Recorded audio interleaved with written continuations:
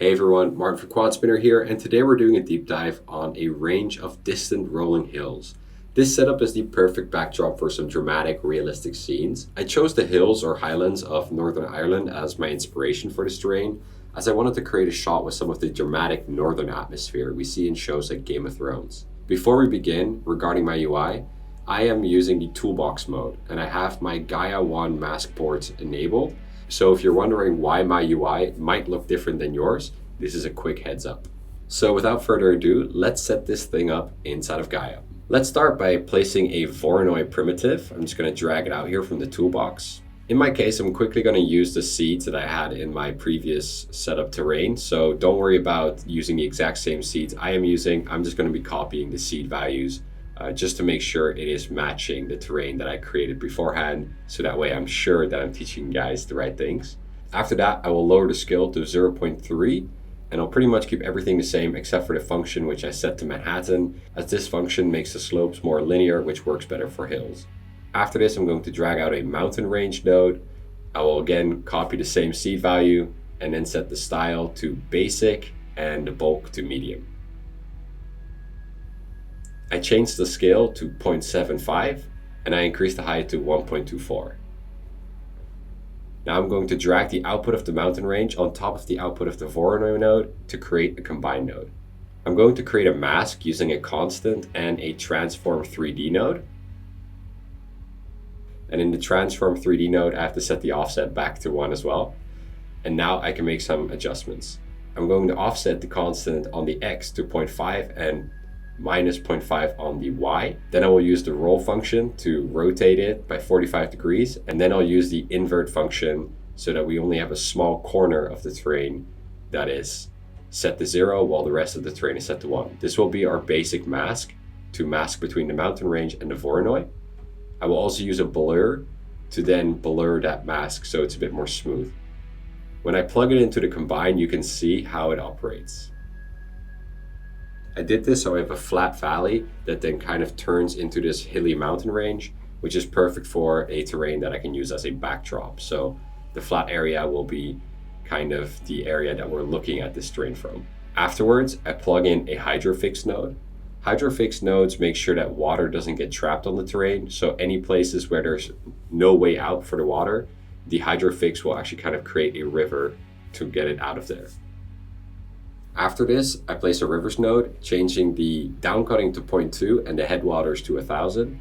And this shape will probably follow the hydrofix node shape quite a bit, but you can still use the seed option to get different kinds of variations. To turn this into a hillscape, we're going to use the shaper node to blow up the terrain kind of like a balloon. Setting the shape to 0.3 and turning on local effect set to 0.25, we get more rounded peaks while not creating very steep and deep valleys.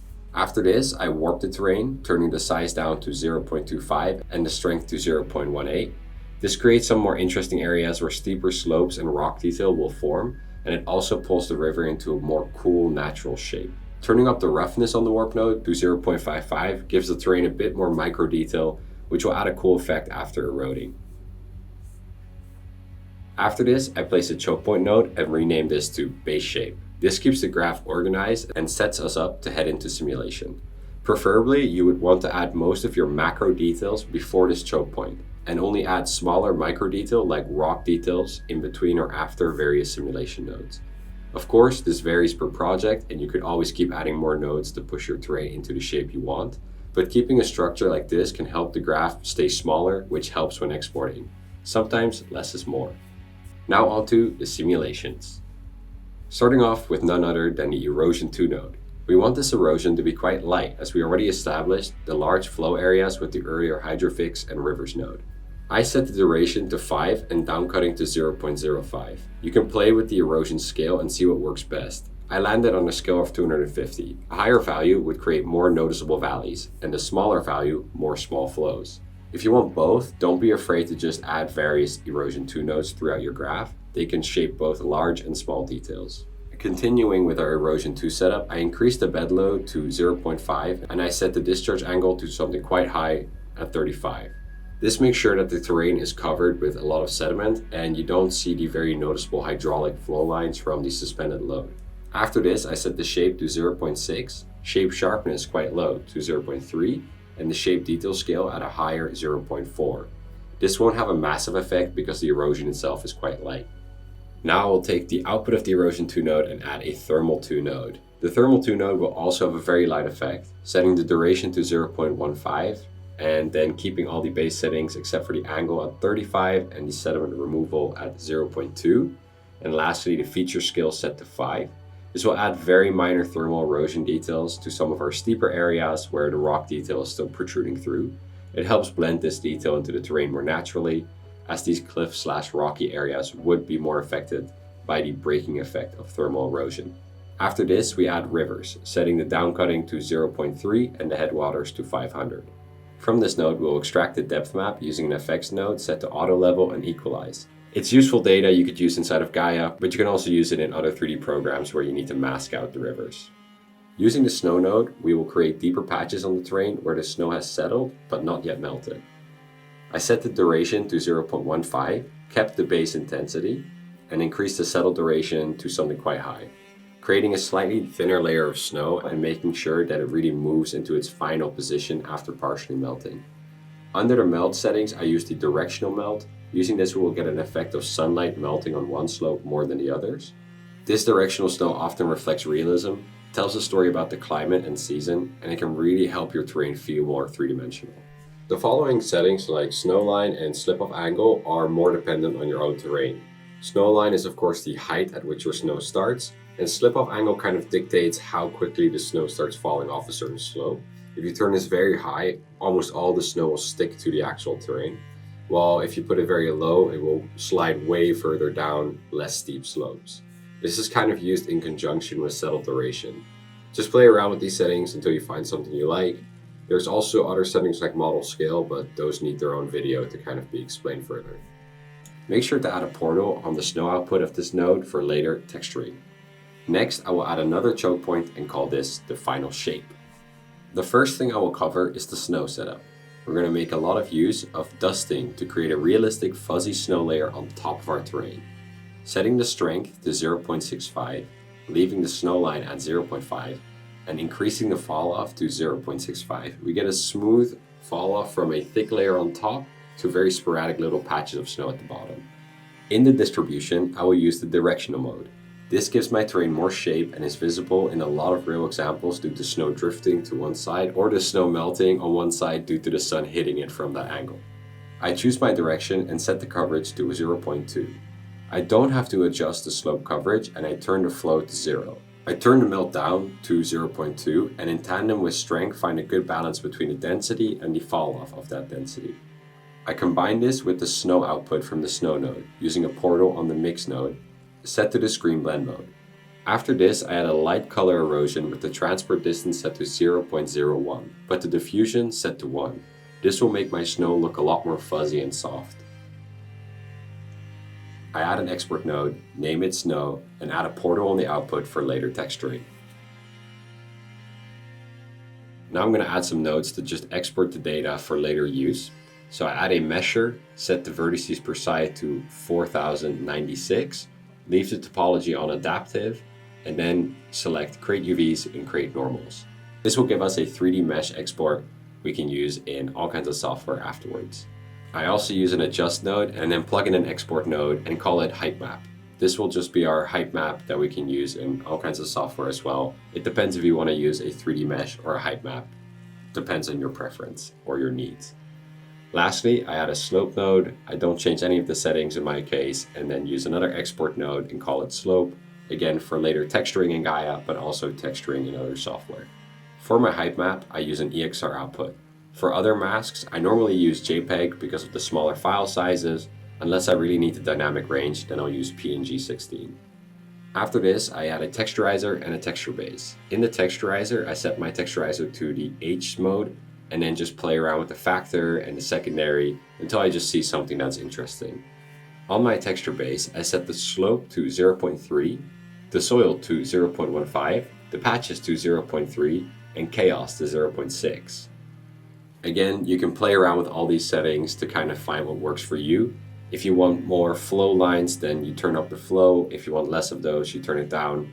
I'm just looking for some random patterns, and I will use a different thing for flow lines later. I combined both of these together and used the overlay blend function just so I can get all kinds of random detail from both of these maps. Now I'm going to use a trees node, but first I'll create an inhibition mask using a flow node. Setting the flow length to 0.6 and the flow volume to 0.1, I really focus the selection down to the big large flows, which will kind of constitute my rivers. Then I get a curve node and clamp down on the black and white ranges so that we really get a bright selection on those bigger rivers or those bigger flows. I then plug this into the trees inhibition, and you can see that the trees don't grow on those parts anymore. I increase the count in thousands to 600,000, set the shape to big, and now I start working on the shape. I don't change the health or patches settings, but I change the spread to 0.05 and then set the trim under back to 0.25. This gave me a good selection of the trees following the water flows, yet still kind of growing in a lot of areas. Then in the aspect inhibition, I set the slope to 25, the altitude to 0.15, and the fall off to 0.5. I also set the peaks to 0.1 so that there's no trees growing on the real peaks of the hills, even if they're a bit lower altitude. I don't change any of the other settings, and I definitely will get into the trees node a bit more in a following video because this node had a bunch of changes made and is quite complex, so it will probably be the next node video that we cover here. I then take the trees output and plug it into an adjust node and make sure that it's set to equalize. Now we can actually view our map. I use a warp with the size set to 0.01 and the roughness set to 1, and then I can play around with the strength to kind of create a more natural looking mask from these pixels that we get from the trees. This will help make the pixelated mask from the trees look a bit more natural and fuzzy, so there's not very obvious pixelized edges. Nowadays, the tree node has an actual area mask option. However, I didn't use it in this project as it was still under development when I was creating this. I will definitely cover this in a following video because the area mask option allows you to create a tree mask for other software without having to deal with the heavy calculations of actual tree points being created in Gaea. I create an effects node and then take the fresh water output from the trees node and plug it in. After this, I combine it with the output from the combined texturizer and texture base nodes. As you can see, I added a curve node in between there. That's just for a little bit of control if I wanted to adjust anything. It's just there for some control if you wanted to. I blend between the texturizer and texture base values and the fresh water output values and kind of find a middle ground where the flows of the fresh water are visible, but the patches and the random warping of the texturizer and texture base are also having an impact. And with all this varied data, I'm now going to plug in a sap map.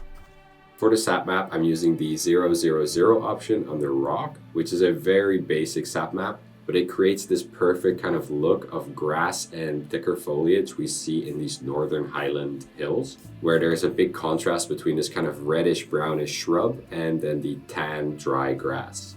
Using the ratio on the actual combine node between the fresh water output and our texturizer texture base output, I kind of find a sweet spot.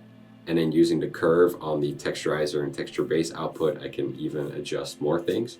You'll see me really playing around here, and I'm trying to find a good balance of this shrubbery kind of growth and then also keeping those flow lines. It's really up to you how you do it. There's all kinds of ways of getting this kind of look. I thought this was just a very unique and cool way, especially because when we use the fresh water output from the trees node, we kind of make our texture match the scatter that we'll get from the trees map that we exported. So when I scatter trees in Blender, for example, it will kind of follow the same flow lines that is visible in the Gaea texture I created because we're using that fresh water output from the trees node. I'm going to use a second sap map, this one the green and then the number 289. We're going to get this kind of grungy detail from this sap map and this kind of green detail, and we're just going to change the hue, saturation, and lightness a little bit to make it look a bit more like dry grass, and then we're going to overlay it on top of our first sap map, which is like that very contrasty dark brown and light brown. This will make sure that it looks a bit more like foliage. It will look very dark and oversaturated, so we're going to use an HSL node after this combination and up the brightness and lower the saturation a bunch, and then change the hue a little bit to what we want. So what this overlay did, it just added a bit of that grungy detail from the second sap map and put it on top of our first sap map, which was very smooth. And this will just make it look a bit more like foliage and a bit more grungy and gritty. And then after this, we're going to add a color erosion node with some diffusion, which will help make this look all a bit more natural and less sharp. You'll see me playing around a lot more with the values of the curve and the combination between the fresh water and the texturizer texture base. I'm just trying to find a good middle ground of where I see the shrub foliage and the dry grass, which is the lighter areas. When I finally find something I kind of like, I add a color erosion node to then kind of soften this whole color map, because it's not supposed to be super contrasty. It's kind of supposed to be like vegetation blending into each other. So I make sure that the blend is not super high and the color hold is not super high, and then add a ton of diffusion. After this, I add an HSL node, turn down the saturation and add it back with a combine, and then use the slope node that we had earlier through a portal. This will just quickly make our slopes less saturated, which will kind of give it the rocky look. Lastly, I add another combine node, set it to screen, and then use the portal on the input 2 and get our snow output. And now our snow is laying on top of our terrain. Using a light X node, I can view the texture under better lighting conditions, giving me a better idea of the actual look of this texture.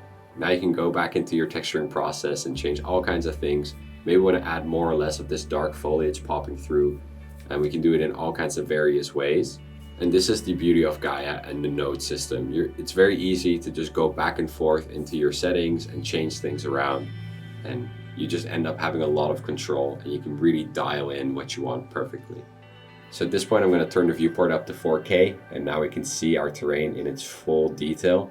I might actually lower the blending rate of the fresh waters so the flow lines aren't as visible. I think the sweet spot I personally found was 0.4.